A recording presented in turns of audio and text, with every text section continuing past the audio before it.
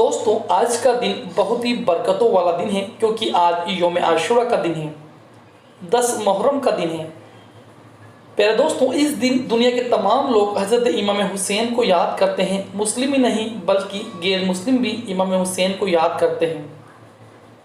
भारत के प्रधानमंत्री नरेंद्र मोदी जी ने और राजस्थान के सीएम अशोक गहलोत और कुछ नेताओं ने ट्वीट करके कुछ कहा है हज़रत इमाम हुसैन के बारे में।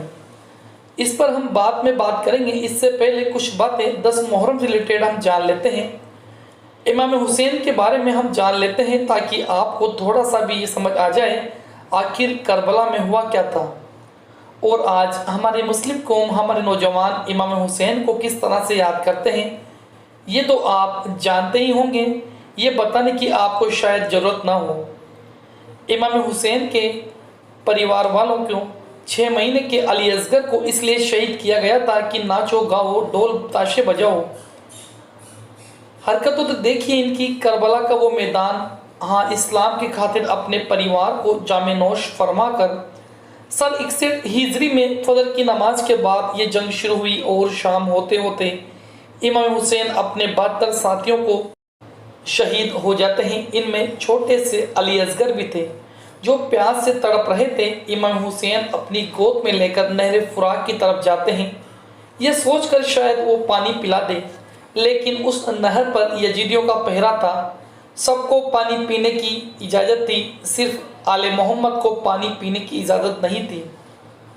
वो बड़े लोग थे तो वो प्यास की शिद्दत को बर्दाश्त कर रहे थे, लेकिन जो छोटे बच्चे थे 6 महीने के अली असगर प्यास को बर्दाश्त न कर सके। जब इमाम हुसैन पानी पिलाने अली असगर को गोद में लेकर जाते हैं, लेकिन अली असगर को पानी नहीं पिलाने दिया, बल्कि एक हुर नामी बदबख्त ने एक तीर ऐसा चलाया जो अली असगर की गर्दन को पार कर कर इमाम हुसैन के बाजू में जा लगा। अली असगर शहीद हो जाते हैं। बड़ा ही दर्दनाक करबला का मंजर रहा होगा। इमाम हुसैन इस्लाम की खातिर, सच को फैलाने की खातिर शहीद हो गए, अपने नाना के दीन को बचाने खातिर। जब इमाम हुसैन शहीद हुए तो उनकी रिवायत में आता है, जब इमाम हुसैन शहीद हुए थे तो उनके जिस्म पर 1900 जख्म थे। दोस्तों, फिर भी इमाम हुसैन के 72 जानिसारों को फौज ने लाखों यजीदियों के गर्दनों को इस तरह काट दिया था। ये लड़ाई हक की लड़ाई थी, सिर्फ नाना का इस्लाम बचाना और इस्लाम को दुनिया में फैलाना, इसलिए ही करबला की जंग हुई।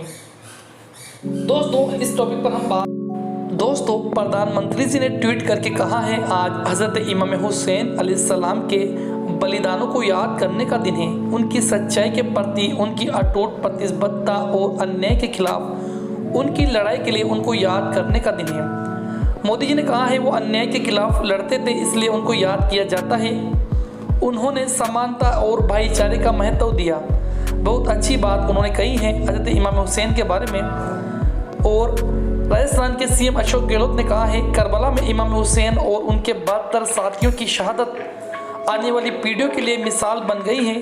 उनकी शहादत हमारी युवा पीढ़ी को जुल्म और नाइंसाफ़ी के खिलाफ आवाज़ बुलंद करने तथा इंसानियत पर इंसाफ और ईमान की राह पर चलने की प्रेरणा देती है। वहीं आगे नीतीश कुमार ने लिखा है, मुहर्रम के अवसर पर करबला के शहीदों ने हज़रत इमाम हुसैन की कुर्बानियों को याद और नमन। राज्यवासियों से अपील है कि हज़रत इमाम हुसैन की कुर्बानियों को याद करते हुए उनके आदर्शों को अपनाएं। दोस्तों, इमाम हुसैन की कुर्बानी कोई आम कुर्बानी नहीं थी, बल्कि आने वाली पीढ़ी को जुल्म के खिलाफ आवाज़ उठाने की प्रेरणा देती है। दोस्तों, ये है जिन्होंने हमारे हज़रत इमाम हुसैन रज़ियल्लाहु तआला अन्हु के बारे में कुछ कहा है। बहुत अच्छी बात इन्होंने कही है, लेकिन हम